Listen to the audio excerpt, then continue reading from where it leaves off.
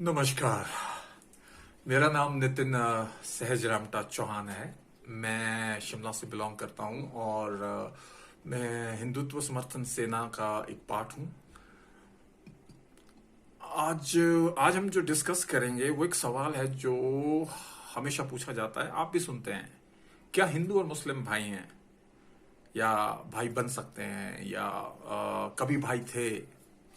तो इसके लिए हमें जाना पड़ेगा इसकी ओरिजिन पे कि रिलीजन कैसे शुरू हुए। ठीक है, एक चीज जान के आपको थोड़ा आश्चर्य होगा। आपने सनातन का नाम तो सुना ही होगा कि पूरी दुनिया में सिर्फ एक ही धर्म है और उसका नाम है सनातन। मैं आपको वो भी समझाता हूं ऐसा क्यों है। सनातन बेसिकली मीन्स एंशियंट, पुराना, सबका। धर्म मीन्स ड्यूटी, समझ रहे हैं? तो सनातन धर्म मीन्स सबकी ड्यूटी। तो जब कोई बालक, कोई बच्चा पैदा होता है तो वो सनातन ही पैदा होता है। उसके बाद आप उसको कन्वर्ट करते हैं, जैसे आप क्रिश्चियन बनाओ, उसको ज्यू बनाओ, या उसको आप सिख बनाओ, या जैन, जो भी मतलब डिफरेंट होता है, उसके बाद शुरू होता है। तो धर्म क्या कहता है? धर्म कहता है, जैसे हम कहते हैं धर्म का पालन करना, मतलब ड्यूटी का पालन करना। एज ए इंसान जो आपकी ड्यूटी है उसको पालन करना है, वही आपका सबसे पहला और सबसे मेन धर्म है। जैसे आप जैसे मैं हूं, मेरा एक ड्यूटी मेरे फादर के प्रति भी है, मेरी वाइफ के प्रति है, मेरे बच्चों के प्रति है, चाचा चाची, दादा दादी, बहन भाई। फिर उसके अलावा मेरी ड्यूटी समाज के प्रति है, मेरे देश के प्रति है। आप समझ रहे हैं? और उसके अलावा जो मेरे रिलीजन के प्रति मेरी ड्यूटीज होती है। तो अगर आपको कभी भी दिखता है कि सही और गलत कहीं हो रहा है, तो बीइंग सनातनी, जो सनातनी की डेफिनेशन है कि आपको हमेशा सही का साथ देना है और गलत के लिए आवाज उठानी है। दिस इज बेसिकली धर्म। तो रिलीजन के लिए, रिलीजन को समझने के लिए हमें थोड़ा पीछे जाना पड़ेगा, जब ये शुरुआत हुई इनकी। अब इस टाइम तीन ही सबसे बड़े रिलीजन माने जाते हैं, क्रिश्चियन, इस्लाम और हिंदुइज्म। हिंदुइज्म अभी तीसरे नंबर पे आता है, लेकिन हिंदुइज्म का ओरिजिन बहुत पुराना है, मतलब हजारों साल। मेरे पास तो अभी एग्जैक्ट वो भी नहीं है कितना पुराना है, लेकिन बहुत पुराना है। हिंदू से मतलब होता है हिंद, हिंद मतलब जब हिंदू कुश बना, हिंदू कुश बना मतलब जब हिमालय बना। तो जितना पुराना हिमालय है उतना ही पुराना हिंदू धर्म भी है। तो सबसे पहले, बहुत पहले, सबसे पहले दो तरह के लोग होते थे। एक जो नेचर को पूजते थे, जैसे जंगल में पेड़ पौधे, पानी, आग, वायु, या किसी जानवर को, पक्षी को।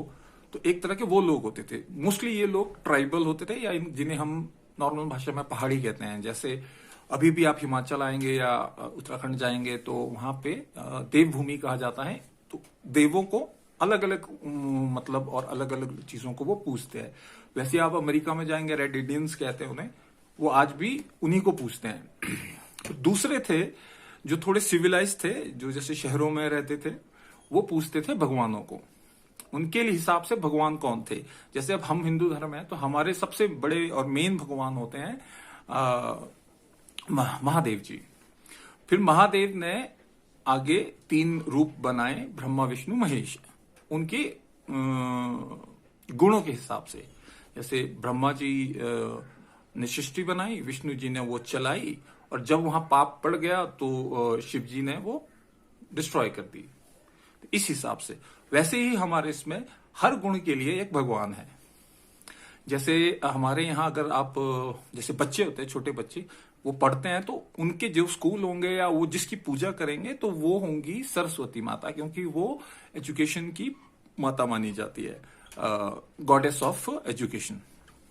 वैसे ही हमारे यहाँ तरह तरह के भगवान हैं, जो हर गुण के लिए एक भगवान है। आप उनकी पूजा कर सकते हैं, आप उनसे वो फल ले सकते हैं।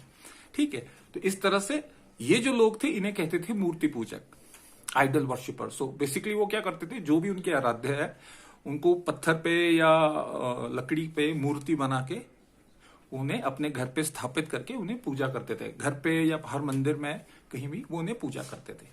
तो जैसे अब हर जगह पे कुछ लोग होते हैं जिन्हें जो रेबल होते हैं, मतलब उन्हें वो चीजें पसंद नहीं है जो मेजोरिटी कर रही है। तो उस टाइम मेजोरिटी आइडल वर्शिपर्स की थी, और दूसरी जो थी माइनॉरिटी में थे जो नेचर को पूजते थे। तो इसमें फिर तीसरे लोग वो आए जो ये दोनों काम नहीं करते थे। उन्होंने कहा ना तो हम आइडल वर्शिपिंग करेंगे ना हम नेचर को पूजेंगे। तो वहां से तीसरे रिलीजन की शुरुआत हुई, मेन रिलीजन जिसे कहते हैं, और इसको कहते हैं अब्राहमिक रिलीजन। अब्राहमिक रिलीजन इसलिए कहते हैं जो उनके पहले सेंट थे या मैसेंजर थे, या आप ये कह लिए मसीहा या बाबा जी या गुरु जी या जो भी अलग अलग नाम से होते हैं, तो जो भी फर्स्ट थे उनका नाम अब्राहमिक था। तो उन्होंने एक रिलीजन बनाया कि उन्होंने कहा कि मुझे अल्लाह ने ये चीज, अल्लाह तो नहीं थे, उनके गॉड होते थे, ठीक है, उनके जो भगवान थे, उन्होंने उन्हें ये विचार दिए कि ऐसे ऐसे ये मेरा रिलीजन, ये मेरा आगे तुम उपासना करोगे तो ऐसे ऐसे करना। उसकी बेसिक चीजें क्या थी कि उन्होंने कुछ उनको कमांडमेंट्स दी जो उन्होंने किताब में लिख दी। अब आपको पता है सबसे पहली बाइबल किसकी थी? सबसे पहली बाइबल अब्राहमिक रिलीजन्स ने ही बनाई थी और उन्हें कहते थे ज्यूस, मतलब यहूदी। फिर यहूदी के बाद आए क्रिश्चियंस, सेम बाइबल को फॉलो करते हुए। क्रिश्चियंस के बाद आए मुस्लिम्स, इस्लाम धर्म, वो भी सेम कमांडमेंट को फॉलो करते हैं, बट उन्होंने किताब को कुरान कहते हैं। थोड़े थोड़े चेंजेस हैं उस हिसाब से। अब आपको बेसिक बात समझनी पड़ेगी कि हिंदू में और मुसलमान में क्या फर्क है। हिंदू जो होता है उसको हम सनातनी या नॉन अब्राहमिक रिलीजन्स में डालते हैं, और जो मुस्लिम है उसको हम अब्राहमिक रिलीजन्स में डालते हैं। दोनों में फर्क क्या है? हिंदू धर्म में ऐसा होता है जब बच्चा कोई पैदा होता है तो नए जीवन की सेलिब्रेशन की जाती है, उसे खुशी मानी जाती है कि आपने इंसान, मतलब एज ए इंसान जन्म लिया। कैसे?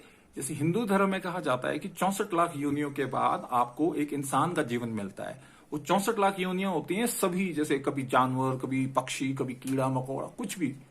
तो वो 64 लाख योनियों के बाद आपको इंसान की योनि मिलती है, which is considered to be very good, कि आप इतना सब कुछ जीने के बाद आपको एक मेन जो इंसान है, समझ वाला, उसकी योनि मिलेगी। तो आपको एक चीज और कही जाती है कि ये जो आपको 7 जन्म मिलते हैं इंसान को, एज ए इंसान होने पे 7 जन्म दिए जाते हैं आपको, कि आपने जितना भी पाप किया है पिछले जन्म में, आगे आप उसका पश्चाताप कर सकते हैं पुण्य करने से, मतलब आप अच्छा करने से अपने पापों को खत्म कर सकते हैं। हिंदू धर्म में नर्क की कोई वो नहीं है, जैसे हर जगह कहा जाता है स्वर्ग और नर्क। हमारे इसमें स्वर्ग और नर्क नहीं होते हैं, जैसे कि कोई स्पेशल जगह नहीं होगी कि जो स्वर्ग है या कोई नर्क है, नहीं। हमारे यहां स्वर्ग और नर्क इसी को कहा गया है जो आप जीवन जी रहे हो। आप मानो आपका जन्म हुआ, आप गरीब घर में पैदा हुए, आपने मेहनत करी, ठीक है, आपने बेईमानी नहीं की, सत्यता से पूरा जीवन गुजार दिया, गरीब पैदा हुए, गरीब ही मर गए।